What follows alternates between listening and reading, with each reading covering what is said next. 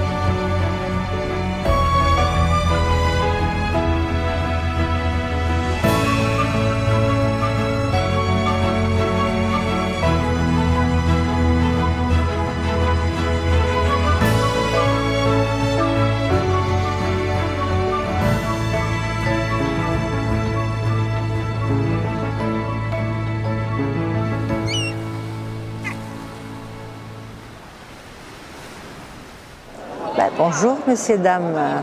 Nous nous trouvons dans le cœur de la vieille ville de Saint-Sébastien, la place de la Constitution, avec ses numéros qui nous font voir que cet endroit, c'était les anciennes arènes de Saint-Sébastien.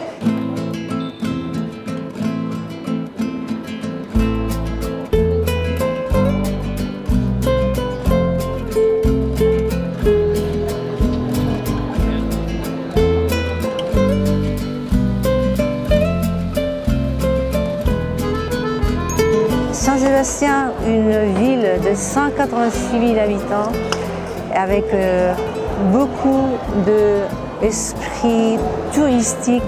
Nous avons beaucoup de gens qui viennent de tout le monde pour manger les pinchos. Nous sommes dans le cœur des pinchos, où se trouvent tous les petits bars.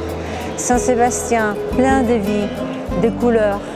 Vous êtes toujours le bienvenu dans la ville qui m'a vu naître.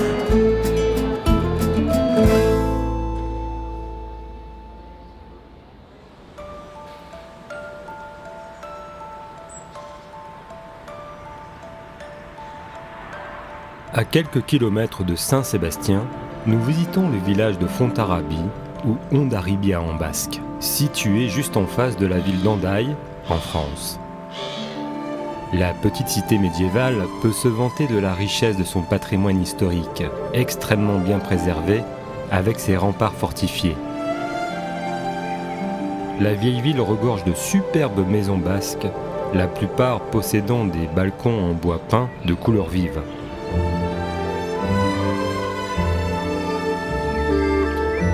Quelques monuments de style baroque et tout un labyrinthe de rues pavées viennent compléter ce centre historique.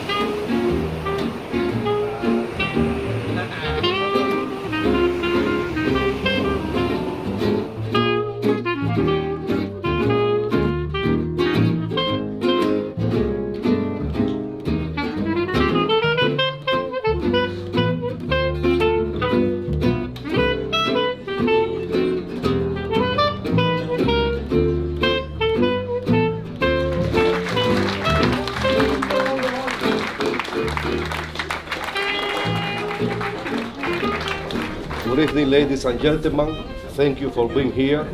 On behalf of Rivage du Monde Mystic Cruises, my officers, staff and crew, I wish you a warm welcome on board motor vessel World Explorer. Santé. Santé à tous. Santé. Okay. Skål. Skål.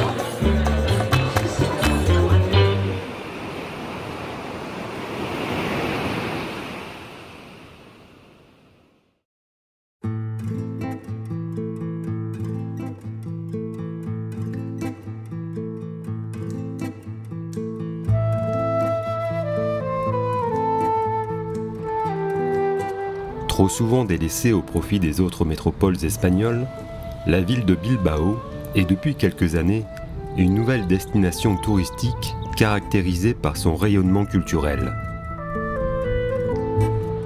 La ville du Guggenheim. C'est le surnom que nous pourrions également donner à cette ville du Pays Basque. Depuis la construction de ce musée original en 1997, Bilbao a profondément changé. L'architecte Frank Gehry a utilisé pas moins de 33 000 plaques de titane pour créer les lignes courbes du musée Guggenheim. La ville, qui ne cesse de surprendre avec ses constructions futuristes conçues par de prestigieux architectes, est devenue une véritable référence mondiale en matière de modernité. Composé de fleurs qui se renouvellent au gré des saisons, le chien Poupy est un peu comme la mascotte du musée Guggenheim.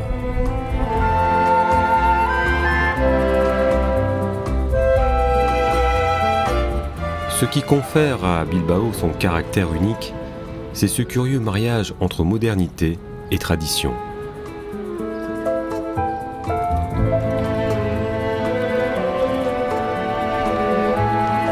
Bilbao se distingue aussi par sa vieille ville et plus de 700 ans d'histoire.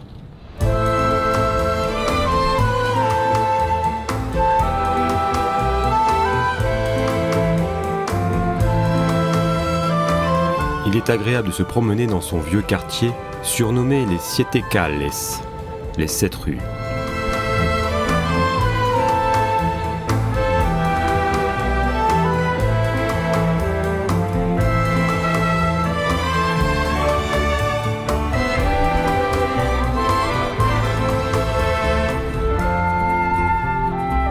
Tout proche de Bilbao, le pont de Biscaye est le plus vieux pont transbordeur du monde. Il s'agit d'un ouvrage révolutionnaire puisqu'il fut le premier pont transbordeur du monde. Ce concept a ensuite été exporté dans d'autres villes dans le monde entier.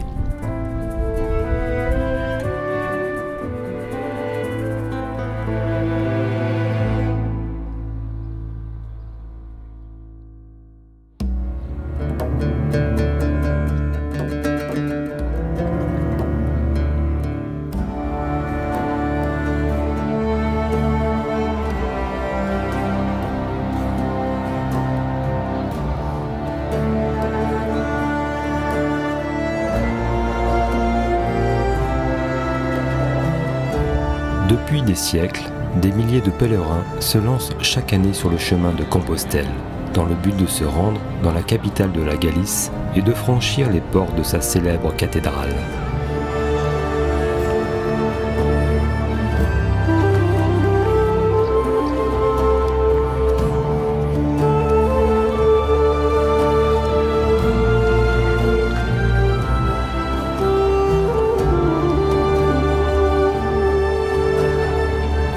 Fidèles, Saint-Jacques de Compostelle est comme une ligne d'arrivée.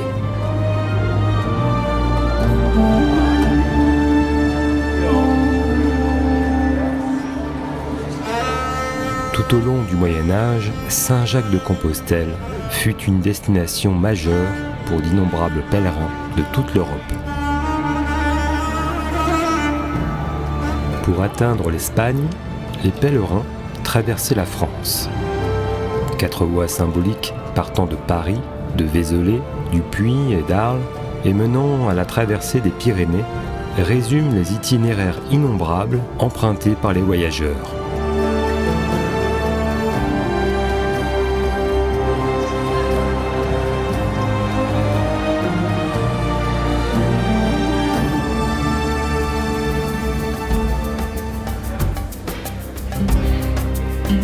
La cité médiévale ne manque pas de charme, incitant volontiers le visiteur à flâner dans ses ruelles pavées, bordées d'arcades, pour découvrir les vieilles demeures et les petites places.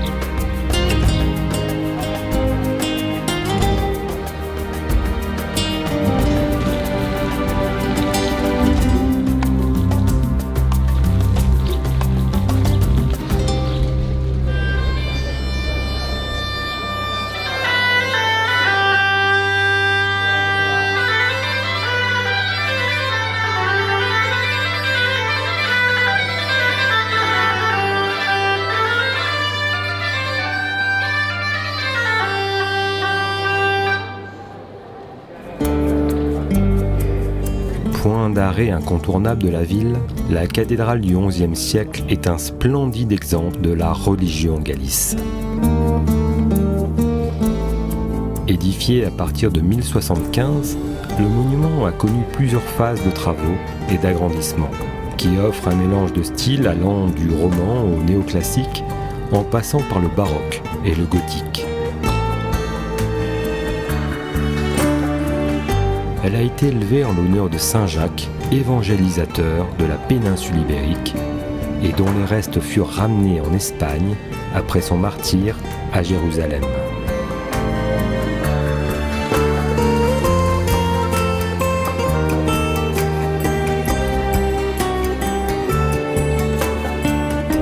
À l'intérieur du monument, on retrouve intacte l'immense cathédrale romane où se pressaient les pèlerins.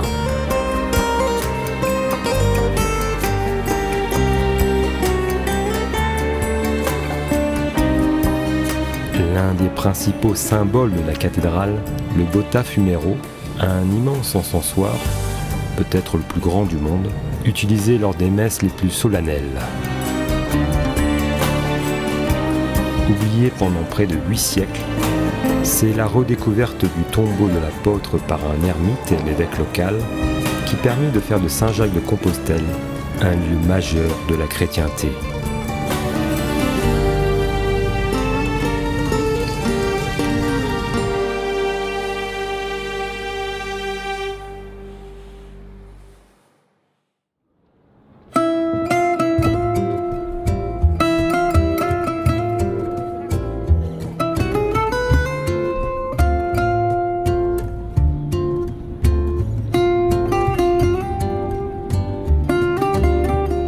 Deuxième ville la plus peuplée du Portugal après Lisbonne et parmi les plus anciennes d'Europe, Porto domine le Douro et témoigne d'une riche histoire de 2 millénaires.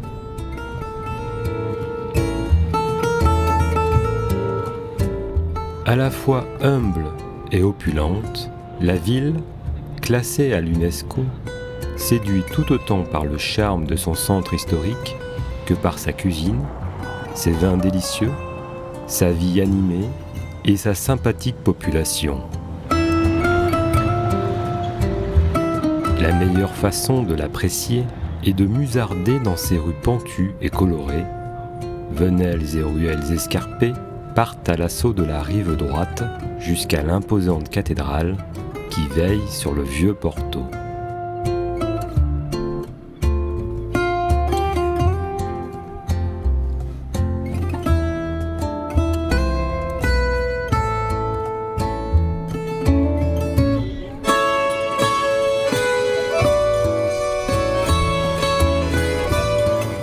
En contrebas, le quai de la Ribera, dominé par la haute silhouette du pont métallique Dom Luis, est l'un des endroits les plus animés de la ville.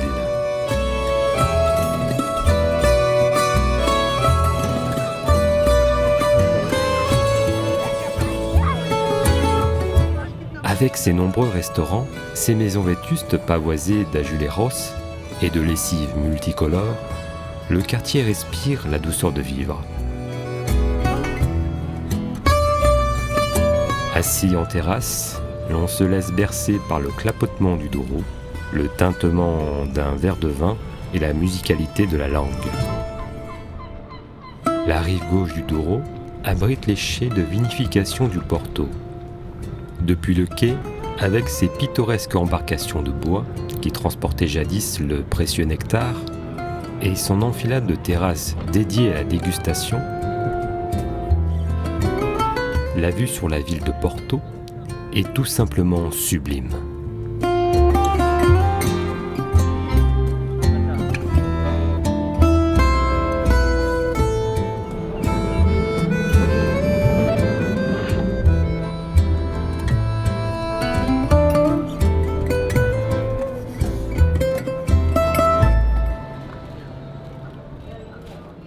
Tout ça a été façonné par la main de l'homme depuis très très longtemps.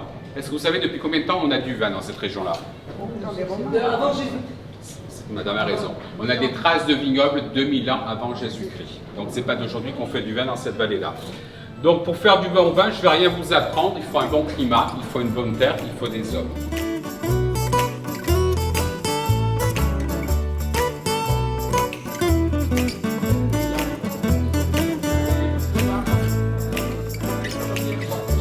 Je vous souhaite une bonne dégustation et comme on dit au Portugal, saúde, santé à vous messieurs, dames.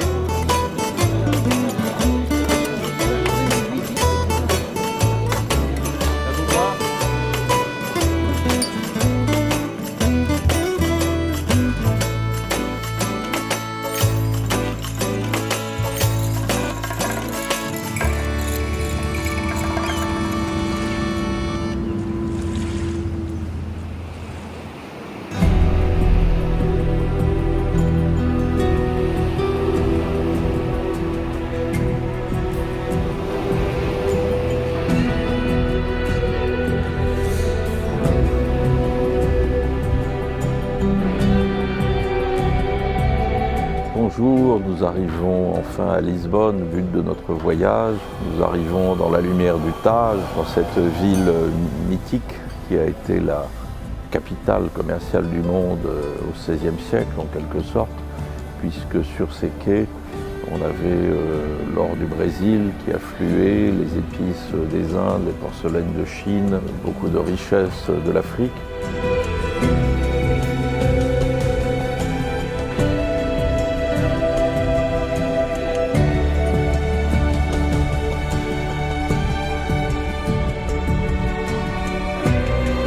Lisbonne, c'est la ville blanche que célébrait Alain Tanner, à cause du soleil bien sûr, mais surtout de ces trottoirs extraordinaires de calcaire blanc qui réfléchissent nuit et jour une lumière tout à fait exceptionnelle et qui font que les promenades à Lisbonne sont parmi les promenades les plus extraordinaires que l'on peut faire dans une ville et dont tout le monde se souvient. C'est pas pour rien que Lisbonne est la capitale la plus prisée en Europe depuis une vingtaine d'années.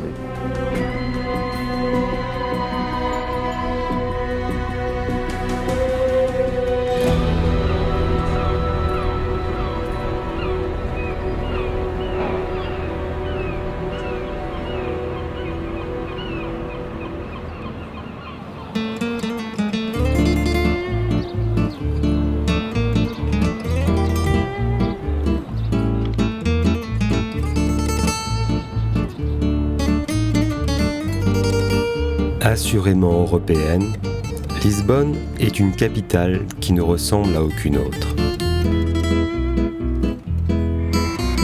Capitale prestigieuse d'un pays modeste, elle apparaît après plusieurs décennies de travaux, moderne et créative. Elle captive par des panoramas qu'offrent ses 7 collines et fascine par son glorieux passé maritime.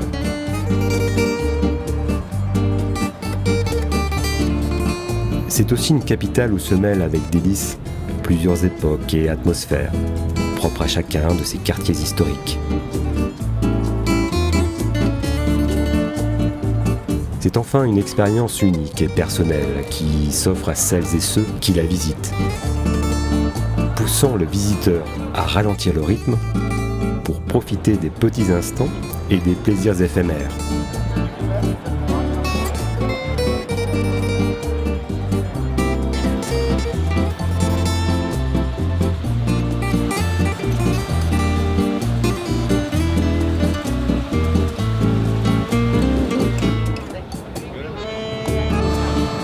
C'est encore le son de ces tramways, presque centenaires, qui envoûtent le passant déjà enivré par la mélodie poétique du fado.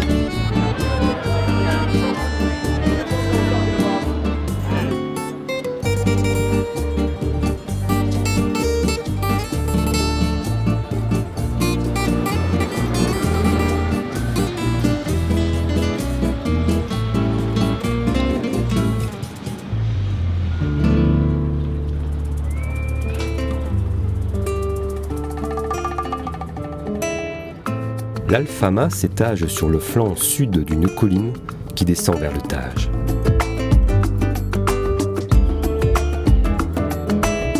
C'est le quartier le plus connu et le plus ancien de la ville.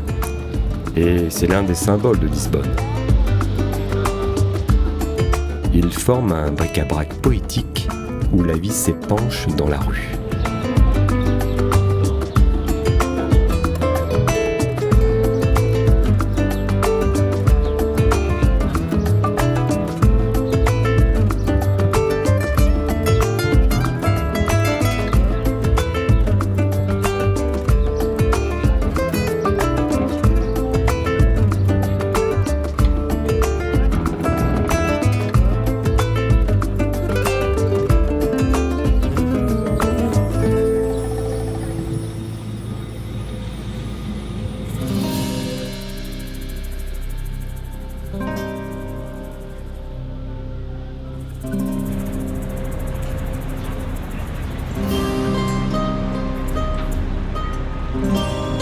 Le monument en découverte rend hommage aux explorateurs et aux visionnaires portugais du XVe et du XVIe siècle qui ont permis au Portugal de s'établir comme la nation de l'époque avec le plus grand nombre de prouesses maritimes.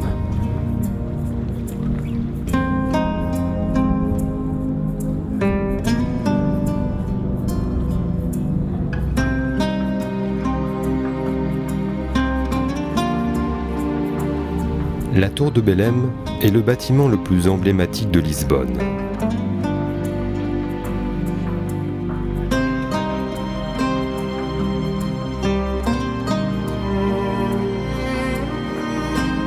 Bâtie à l'origine au milieu du Tage, la tour de Belém défendait l'estuaire du fleuve et le monastère des Hiéronymites. Cet édifice monumental du XVIe siècle témoigne de la richesse des découvertes portugaises à travers le monde. Il a en effet été construit pour commémorer le retour d'Inde de Vasco de Gama. Sa construction s'est étalée sur près d'un siècle et ses architectes successifs y ont apporté différentes influences stylistiques du gothique au classicisme.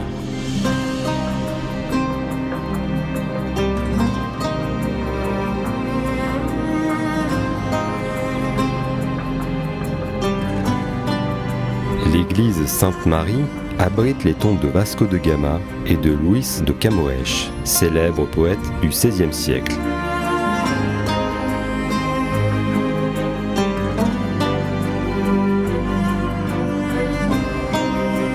Accolé à l'église, le cloître possède une richesse sculpturale impressionnante.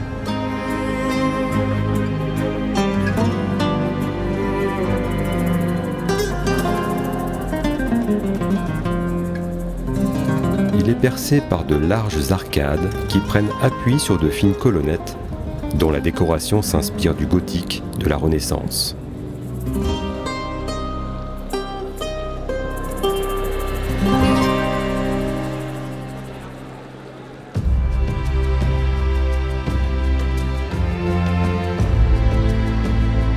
Mesdames et messieurs, cette croisière touche à sa fin.